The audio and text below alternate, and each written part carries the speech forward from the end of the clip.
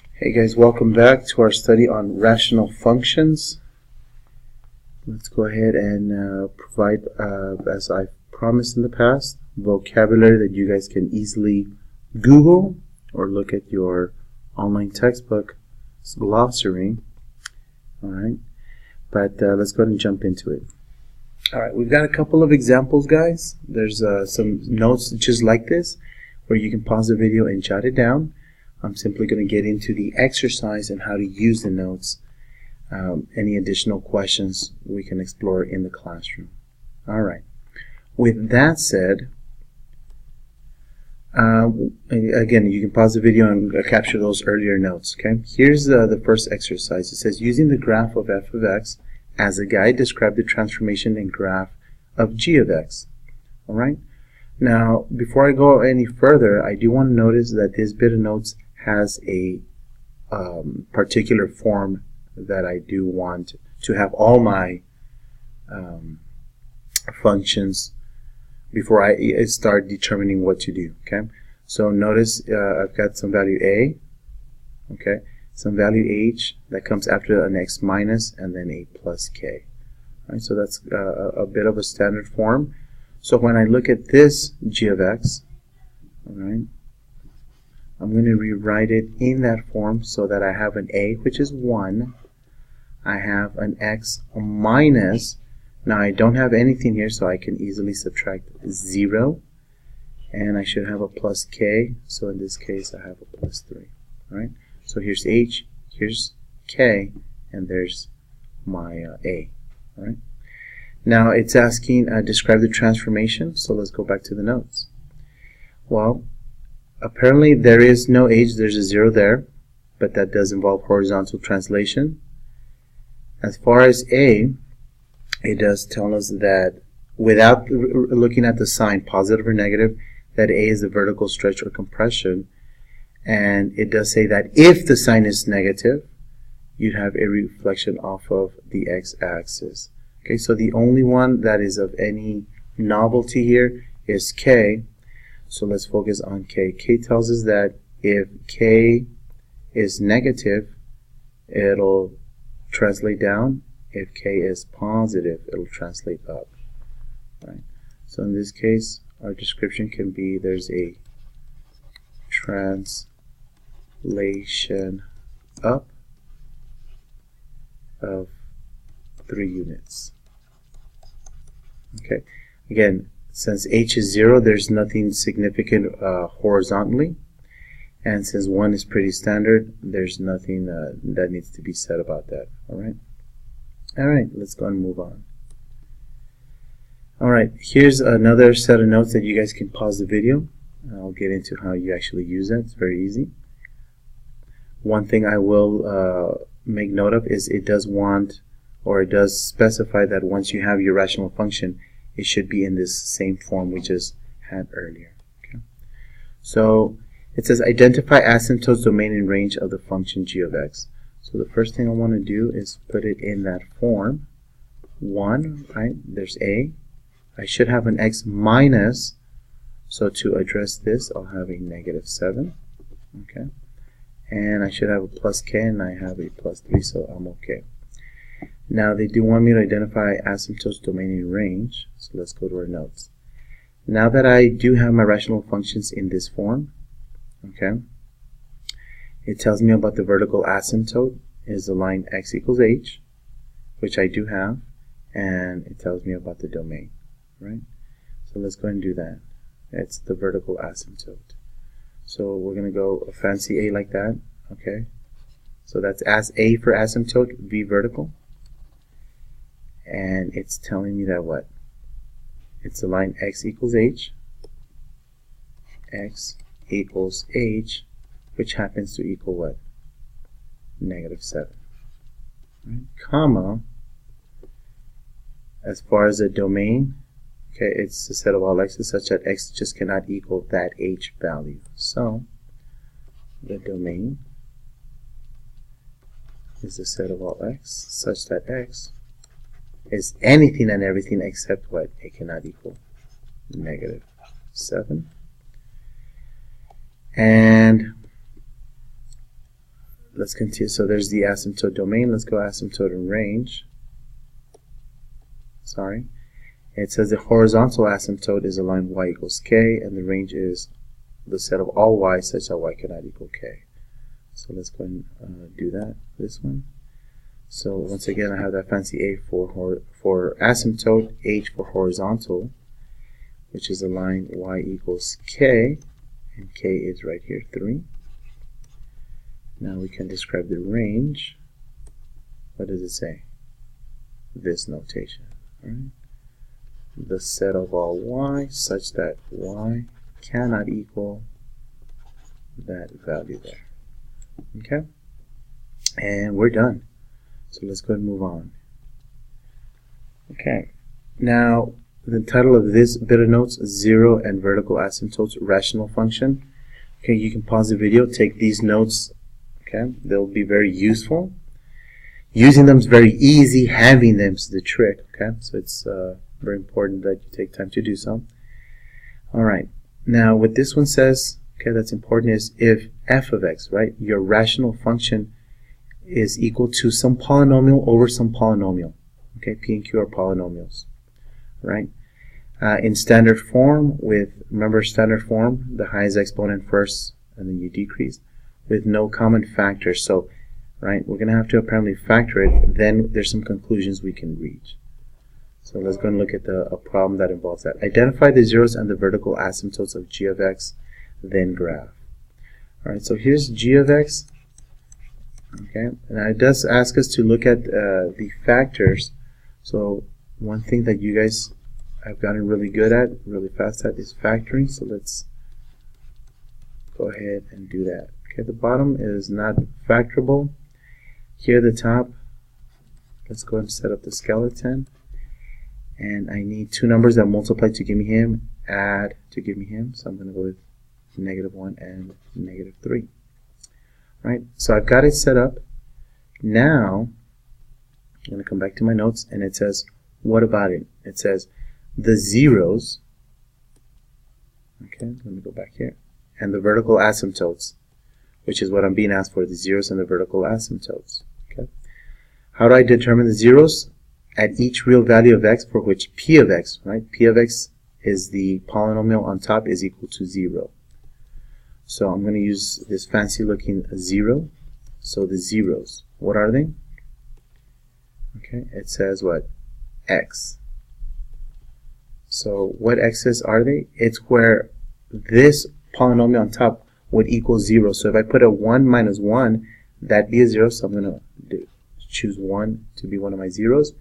Here if I plug in what? A 3 minus 3, that produces 0. So that's my other 0. Okay, that's simple. Now it's addressing vertical asymptotes. So I'm going to go with the fancy A, vertical. Now because it's no longer like that other form, let me go back to that. They're no longer looking like this form. Now we've got to find a vertical asymptote using this bit of notes. Okay, and it tells us right here, the vertical asymptote at each real value x for which q of x, the denominator polynomial, is equal to 0. So where do I find them? I look down here at my denominator polynomial, and if I plug in a -2, it would produce a 0, so that's what I declare as my vertical asymptote. Okay. All right. Here's some more bit of notes. What this one's going to do, it's going to discuss horizontal asymptotes for rational functions. These are the conclusions, but importantly, you want to pay attention to your function. It has this form, your rational function has this form, once again, where p of x is a polynomial over another polynomial as the denominator. Okay, p and q are polynomials in standard form with no common factors. So again, having it in factor form is going to allow us to make some conclusions. Okay, so let's go and jump into the problem. So here I'm going to have to find the zeros in asymptotes. Right? By asymptotes, it's not just vertical now, it's also horizontal. And here's my function. Here's p of x, the polynomial, as the numerator. Here's q of x as the polynomial as the denominator. And they also want it graphed. Okay? So the first thing I want to do is put it in factored form. Okay? If I factor it out at 2, I'd be left with x squared minus 9, and x squared minus 9 can be factored. Again, I am going fast on the factoring, but only because we've covered it, and I do want to be efficient with our time here, okay? So x squared minus 9 would lead me to x minus 3, x plus 3. You can always pause the video here and look at some review videos as to how to factor this if you're not able to keep up, okay? Or we can explore it in class as well. Anyways, x squared minus 16, you should recognize that to be x minus 4, x plus 4 as the factors, okay? So now that I've got it in factor form, now we're going to go ahead and do what we did on the last problem. Since it wants the zeros, we're pretty efficient at. Remember, they want where p of x equals 0. So that happens here at 3. That would cause a 0. And if I plug in a negative 3 here, that would cause a 0. Okay.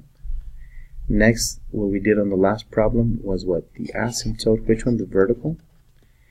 And specifically, we were asked to look at q of x, where that equals 0, which is the denominator. If I plug in a 4, that produces a 0. And if I put in a negative 4, that produces a 0. Right? The one that's new from this last bit of notes was the what? The asymptotes. Horizontal, or the horizontal asymptote, and that's going to involve the y. So let's go ahead and take a look at our notes, see how we use those. Right now it says if the degree of p on top is bigger than q, there is no horizontal asymptote. Okay, so we'd be looking at this degree here, that's a 2, and that's a 2, right? Because that's the highest exponent. So, if p was larger, we would say what? There is none. Okay? But that's not the case. If the degree of p is less than q, the horizontal asymptote is y, is the line y equals 0. So then I'd simply come in here. If this was smaller than this one, like let's say that was a 2 and this was a 3, and I would say the line y equals 0 is the horizontal asymptote, but that's not the case. So let's go back to the notes. Okay, we do notice that the degrees are equal, so if the degrees of p and q equal each other, the horizontal asymptote is the line y equals the leading coefficient of p, leading coefficient of q.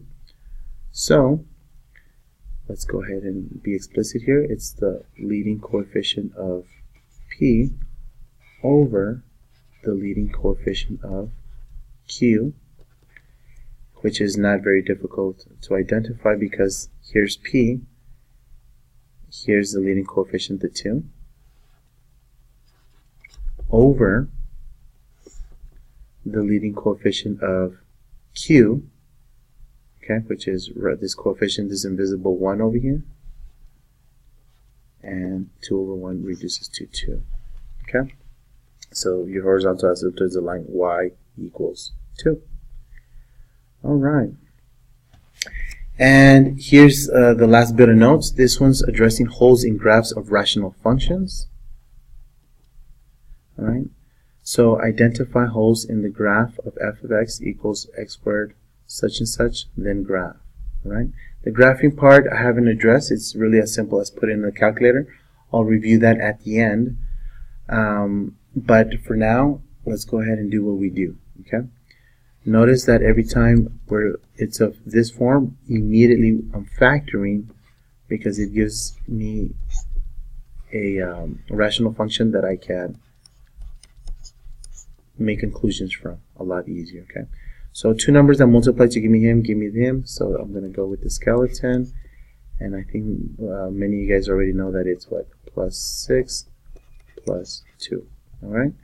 Now that I got it in that form, this discussion about holes, let's see what this bit of notes is about. Okay? It says, if a rational function has the same factor x minus b, okay, b could be anything, in both the numerator on top and the denominator, then there is a hole in the graph at that point where x equals b. So I notice that this one has, right, the same factor here and on the bottom. So therefore, alright, once again that x plus 2 is up there in the numerator and denominator.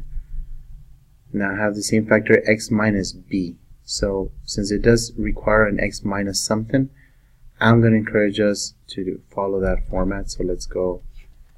Okay, we're looking for an x minus something. So I'm just going to readjust everybody, which is a good exercise alone. Okay.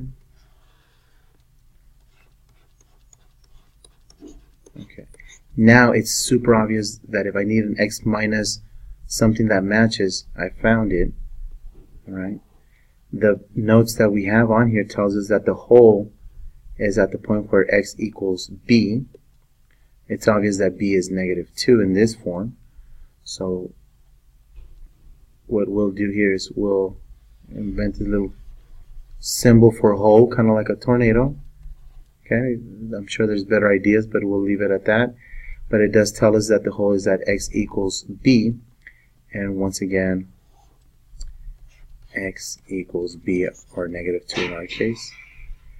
Now, after you've declared where the whole is, you do notice that you can cancel up here and down here, and we're left with x minus -6 or x plus 6, which is our, what are we calling it, f of x.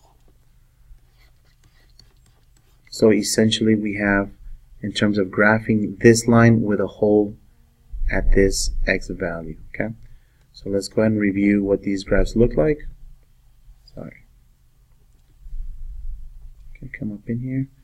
Here's that one exercise, x squared minus 4x plus 3. Okay, there's the graph for this one. Alright, let's move on to the other one. Okay, this is that second to last example we looked at, 2x squared minus 18 over x squared minus 16. Okay, there's the graph. You can adjust the window to get into the specifics. And lastly, the last problem we looked at, excuse me, x squared plus 8x plus 12 over x plus 2. There's the graph, exactly like the line that we anticipated, with the whole at what? -2. Alright guys, I'm sure you'll have questions for tomorrow in class. Take some excellent notes and we'll see you tomorrow.